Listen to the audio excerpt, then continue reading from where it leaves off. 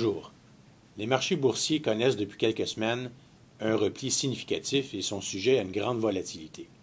À la fin avril, l'indice Morgan Stanley World de toutes les bourses sur la planète était à peine en haut de 0%. Les bourses nord-américaines étaient en hausse d'environ 4-5%. Les bourses en Europe à la baisse de 4-5% et la plupart des pays d'Asie affichaient des fiches de rendement négatif. Ça, c'était à la fin avril. Depuis ce temps, depuis le début du mois de mai, la volatilité s'est intensifiée.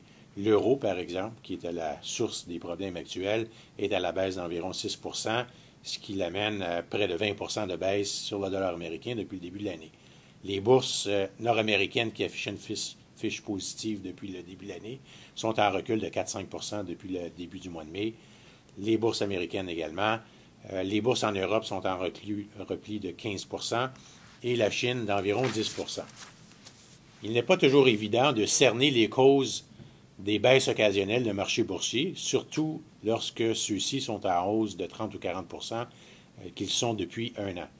Si les marchés cherchaient des raisons de baisser, il y en a une abondance ces temps-ci. On parle des difficultés financières et économiques de la Grèce, mais qui a aussi des effets de contagion sur certains autres pays, dont le Portugal, de l'impact sur la croissance économique européenne des mesures d'austérité qu'ils devront prendre pour enrayer l'évolution de leur endettement et des déficits annuels, mais également les impacts que ça aura sur les États-Unis, le Japon et la Grande-Bretagne, les mesures prises par la Chine pour ralentir la croissance de son économie et les incertitudes concernant la nouvelle réglementation qui sera en vigueur d'ici un an sur les institutions financières un peu partout au monde.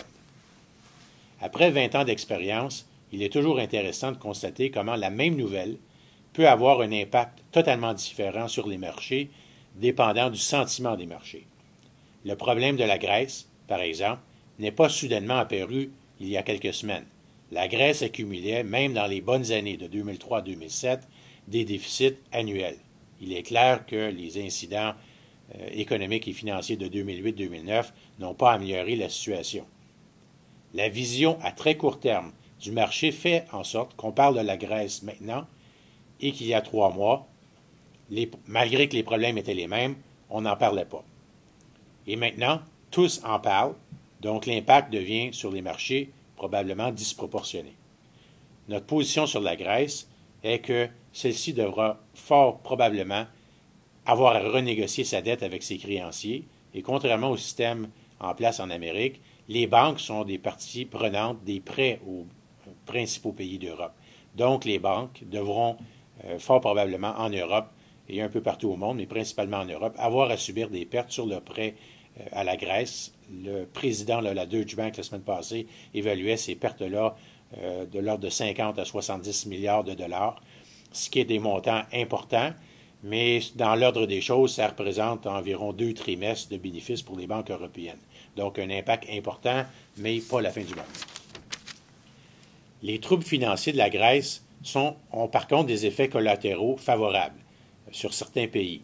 Alors, la baisse ou les nouveaux bas des taux d'intérêt qui sont en vigueur depuis plusieurs années devront probablement rester bas pendant un grand bout de temps à la faveur d'une économie qui sera en croissance plus faible. Et la baisse de l'euro favorise certains pays exportateurs d'Europe, dont l'Allemagne, qui connaît depuis quelques mois, à cause de la baisse de l'euro, des exportations en forte progression. Donc, ce n'est pas totalement négatif pour tous les pays d'Europe. Mais la Grèce ne constitue que le réveil matin, à notre avis, d'un phénomène qui va durer 5 ou 10 ans.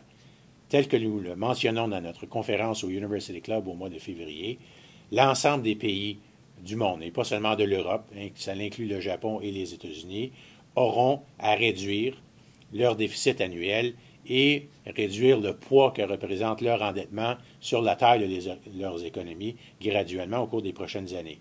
Or, les gouvernements qui ont constitué depuis plusieurs années, et en particulier depuis 2 ans, des ventes d'eau à l'économie, soudainement deviendront des vents de face à cette économie-là, et l'impact sur le ralentissement économique que ça va produire pour les 5 ou 10 prochaines années sera réel.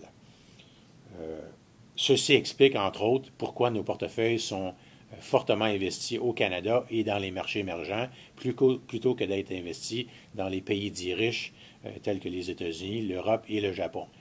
Je vous incite à consulter notre site Internet, pour ceux qui ne l'ont fait, de notre conférence au University Club qui parle justement de ces phénomènes-là, et également notre info d'Alpimilette du début de la semaine prochaine, probablement lundi, où nous publions un texte qui est très révélateur sur les troubles des pays dits riches pour les 10 prochaines années. La volatilité est un environnement de rendement bas prévalera probablement pour les prochaines années. Nous croyons être investis aux endroits qui sont les plus susceptibles de procurer une performance relativement intéressante. Mais l'alternative n'est pas particulièrement attrayante ces temps-ci avec des taux d'intérêt qui varient entre 1 et 3 %. Nous ne sommes pas prêts à spéculer, malgré l'environnement de marché actuel, à savoir si les marchés baisseront d'un autre 3 ou 4 ou 5 % d'ici un mois ou s'ils se redresseront un peu. Nous ne sommes pas des spéculateurs ni des traders à court terme. Par contre, nous croyons en nos vues à plus long terme et en nos diverses participations au sein des portefeuilles. Nous croyons qu'au prix actuel, elles sont porteuses de rendements intéressants pour le moyen terme. Il est impossible de réaliser de beaux rendements à terme si on refuse de vivre avec des occasionnels points de volatilité lorsqu'elles se présentent et comme on a présentement. La majorité de nos clients ont entre 40 et 50 % de leur portefeuille en titres à revenus, à l'abri des secousses des marchés financiers. Cette pondération constitue un excellent coussin à la volatilité actuelle et une source éventuelle de liquidité pour de possibles achats d'actions à rabais. Si la volatilité devait créer des opportunités d'achat de titres de qualité, nous en profiterions sûrement, comme nous le faisons régulièrement. Mais la baisse récente n'est pas assez significative ni exagérée, à notre avis, pour nous inciter à des achats immédiats. Si elle le devenait, nous en profiterions probablement pour hausser nos investissements dans les marchés émergents et dans les titres de ressources naturelles. Merci de votre attention et n'hésitez pas à nous contacter pour en discuter davantage.